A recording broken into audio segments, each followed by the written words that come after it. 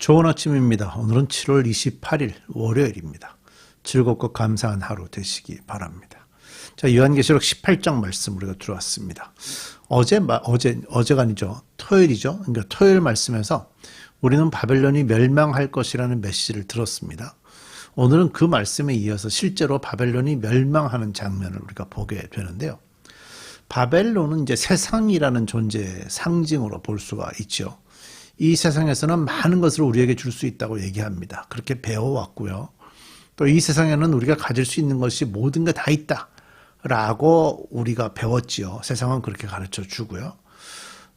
우리에게 가르쳐 주긴 하는데 실제적으로 이 모든 것들이 사실 공허한 것이다 하는 걸 우리가 알 수가 있습니다.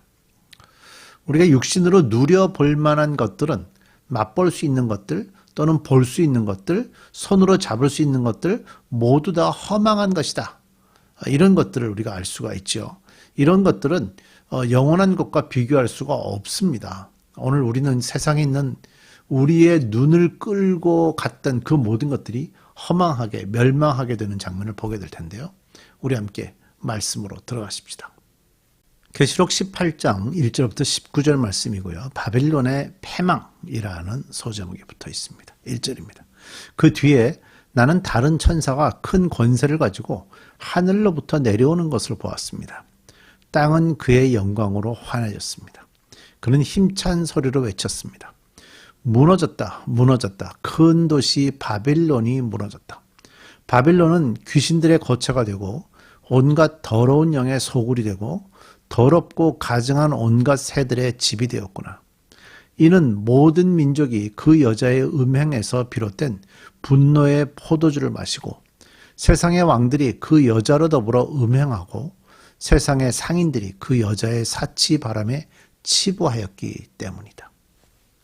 자, 큰 권세를 가진 천사가 하늘로부터 내려와서 바벨론이 멸망했다고 선포하는 장면을 우리가 지금 보고 있죠. 근데 이 바벨론이 멸망하게 된 이유가 3절에 기록이 되는데요. 첫째는요, 큰 도시 바벨론이 지나치게 음행했기 때문이다 하는 것을 먼저 얘기를 합니다. 여기에는 이제 모든 민족이 다 참여했다라고 성경이 기록을 하죠. 그러니까 이 말씀을 이렇게 당시 시대로 좀 옮겨 본다면 아마 로마가 워낙이 간음과 음행이 만연했던 그런 나라였기 때문에 로마 시대로 바로 이 말씀이 적용될 수도 있습니다. 결과적으로 이 로마는요, 실제적으로 간음하는 행위와 더불어서 하나님을 예배할 수 없도록 하고 우상만 섬기도록 했던 그 모든 행위가 다 여기에 포함이 되는 겁니다. 사실은 로마 시대뿐이 아니라 그 이후에도 꾸준하게 이런 일들은 계속 있어 왔습니다.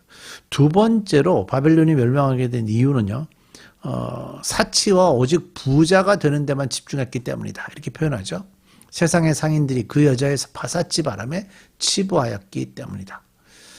그 시대의 왕들이 아주 극도로 사치한 생활을 했고요. 또 상인들은 권력을 가진 이들과 함께 결탁해가지고 그들 역시 돈을 버는 일에만 집중했습니다.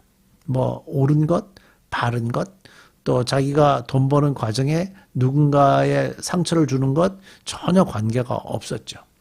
이렇게 부가 아주 적은 무리에게만 집중하게 되면요, 그들은 그것으로 권력을 부리게 되고 교만해지고 하나님에게로 겸손하게 나아갈 수 없게 됩니다. 또 사회적인 불평등이 만들어지죠. 사람과 사람 사이에 갈등이 만들어지고요. 그로 인해서 분열과 멸망의 결과가 만들어지는 겁니다. 결과적으로 이 두 가지가 바벨론이 멸망했던 이유라고 천사가 지금 말씀하고 있습니다. 자, 4절. 나는 하늘에서 또 다른 음성이 울려오는 것을 들었습니다. 내 백성아, 그 여자에게서 떠나라. 너희는 그 여자의 죄에 가담하지 말고 그 여자가 당하는 재난을 당하지 않도록 하여라. 그 여자의 죄는 하늘에까지 닿았고 하나님께서는 그 여자의 불의한 행위를 기억하신다. 이 여자의 죄가 하늘까지 닿았다라는 표현을 우리가 좀 깊이 좀 묵상할 필요가 있어요. 이 땅에서 살면서 우리가 죄를 짓는다는 것은요, 절대적으로 하나님과 반대되는 행위를 하는 것이 죄를 짓는 겁니다. 자, 계시록을 묵상하면서 계속 나오는 게 뭐죠? 하나님을 모독하는 이름이 가득했다. 그런 표현이 여러 번 반복해서 나왔죠. 그러니까 하나님의 생각과 다른 행동들, 하나님을 반대하고 하나님께 순종하지 않고 하나님을 배척하는 행위들, 이런 것들이 다 죄가 하늘까지 닿는 그런 모습들입니다. 죄는요, 하나님 자체를 부정합니다. 우리가 죄를 짓는다는 것은 하나님을 믿지 않기 때문에 나타나는 현상들이거든요. 그래서 하늘에 대항하는 죄라는 의미가 담기게 되는 겁니다. 그런 행동을 하도록 세상은 우리를 가르치고 또 우리를 유혹합니다. 그런데 여기 성경에 보니까 또 그런데 이런 행위는 하나님이 다 기억하신답니다. 다 기록이 되어 있다네요. 우리가 정말 정신 차려야 되는 그런 이유가 바로 여기에 있는 거죠. 자, 6절입니다. 너희는 그 여자가 준 만큼, 이제 하나님이 어떻게 멸망하시냐? 너희는 그 여자가 준 만큼 그 여자에게 돌려주고 그 여자의 행실대로 갑절로 갚아주라. 2배로요. 너희는 그 여자가 섞은 잔에 갑절로 섞어주라. 하나님의 진노를 더 2배로. 그 여자가 그렇게 자기를 영화롭게 하고 사치하였으니 그만큼 그에게 고통과 슬픔을 안겨주어라. 그 여자는 마음속으로 나는 여왕의 자리에 앉아있고 과부가 아니니 절대로 슬픔을 맛보지 않을 것이다 하고 말한다. 이 죄의 극에 달한 사람들은 지금 본인이 다 망해서 감옥에 가 있으면서도 뭐라고 생각하는가 하면 나는 여왕의 자리에 앉아있고 과부가 아니니 절대로 슬픔을 맛보지 않을 거다라고 스스로 머릿속에다가 계속 세뇌를 하는 거예요. 이렇게 살고 있어요. 왜? 하나님에 대해서 정반대적인 사고를 가지고 살기 때문에 그들의 삶은 이럴 수밖에 없는 거죠. 8절. 그러므로 그 여자에게 재난, 곧 사망과 슬픔과 굶주림이 하루 사이에 닥칠 것이요. 그 여자는 불에 타버릴 것이다. 그 여자를 심판하신 주 하나님은 강한 분이시기 때문이다. 하나님이 이 여자를 강하게 멸망시키실 것이다 하는 걸 보여주죠. 사망과 슬픔과 굶주림이 하루 사이에 닥칠 것이고 결국 불에 타 숨지게 될 것이다. 자, 이제 9절, 10절 말씀을 볼게요. 그 여자로 더불어 음행을 하고 방탕한 생활을 한 세상의 왕들은, 이 여자는 죽게 되겠지만 그 여자가 함께 죄를 짓고 있었던 세상의 왕들은 그 여자를 태우는 불의 연기를 보고 그 여자를 두고 울며 가슴을 칠 것입니다. 그들은 그 여자가 당하는 고문이 두려워서 멀리 서서 화를 입었다. 화를 입었다. 큰 도시야. 이 강한 도시 바빌론아, 너에게 심판이 한순간에 닥쳤구나. 세상의 왕들도 통곡합니다. 지상의 왕들과 정부와 정치가들, 그들은 하나님으로부터 권세를 받긴 받았어요. 그러나 그들은 그것에 대해서 책임질 생각하지 않고요. 자기 마음대로 살았습니다. 그래서 그들은 이제 책임을 져야 되는 거죠. 그들은 하나님을 인정하지 않고 모든 권력을 악용했고요. 자신들의 영화와 이익에만 사용을 했습니다.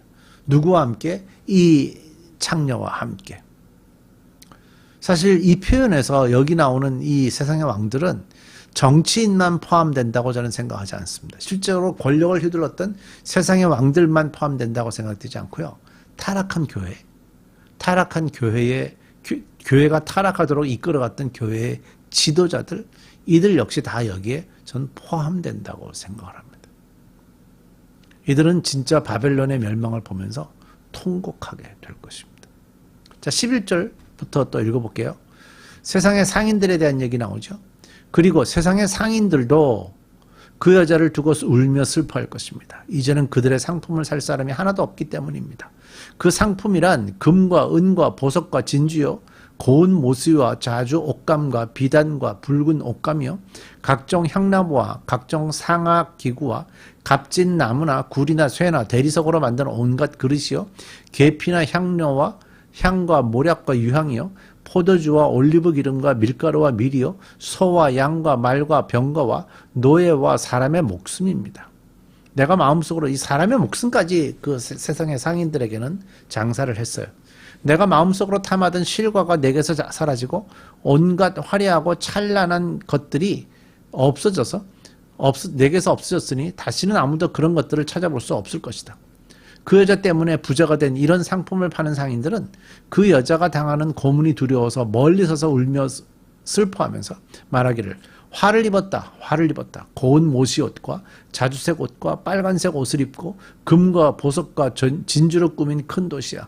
그렇게도 많던 재물이 한순간에 잿더미가 되고 말았구나 할 것입니다. 이 장사를 하던 상인들도 통곡하게 되는데요. 그들이 돈을 벌게 해주던 세상의 모든 것들이 이제 다 끊어지게 되는 거죠. 그들에게 수익을 올려주면서 항상 잘 먹고 잘 살게 해줄 것으로 알았던 가게들, 모든 상품들이 다 사라지게 되는 겁니다. 그들이 돈을 버는 재물이 세상에 있어야 되는데 이들은 돈을 버는데 예수님의 말씀은 전혀 달랐지요. 세상 속에서 돈을 버는 이들에게 예수님 말씀하셨습니다.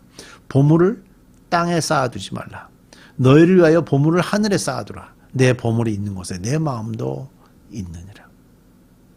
우리가 잘 새겨들어야 될 말씀입니다. 자, 17절 뒷부분부터 또 모든 선장과 선객과 선원과 바다에서 일하는 사람들도 다 멀리 서서 그 도시를 태우는 불의 연기를 보고 저렇게 큰 도시가 또 어디 있겠는가 하고 외칠 것입니다. 그리고 그들은 머리에 먼지를 뿌리고 슬피 울면서 화를 입었다. 큰 도시야. 바다에 배를 가진 사람들은 모두 그 도시의 값진 상품으로 부자가 되었건만 그것이 한순간에 잿더미가 되고 말았구나 하고 부르짖었습니다. 이 부분이 좀 해석이 좀 어렵긴 한데요. 바벨론을 종종 방문하면서 바벨론이 제공하는 악한 문화들을 누리며 살았던 자들이라고 보는 게 좋을 것 같아요. 이들은 사실 그 바벨론의 문화가 틀렸다는 걸 알고 있었을 거예요. 그런데도 그것을 이용하면서 누리면서 살았던 자들이죠. 그래서 이들도 하나님의 멸망의 심판 자리에 들어가게 되는 겁니다. 왜? 하나님은 다 아시기 때문이죠. 정신 차리십시다. 깨어서 그리스도인으로 살아가십시다. 우리 기도하겠습니다. 새로운 한 주를 시작하는 이 월요일 또 우리에게 말씀 주었습니다. 깨어있으라고 말씀하셨습니다. 마지막 날 무서운 심판이 온다고 말씀하십니다. 우리가 깨어있게 하시고 하나님의 말씀으로 세상의 환난 속에서 혼란 속에서도 믿음으로 살아가는 저희들 되게 해 주옵소서. 예수님의 이름으로 기도드립니다.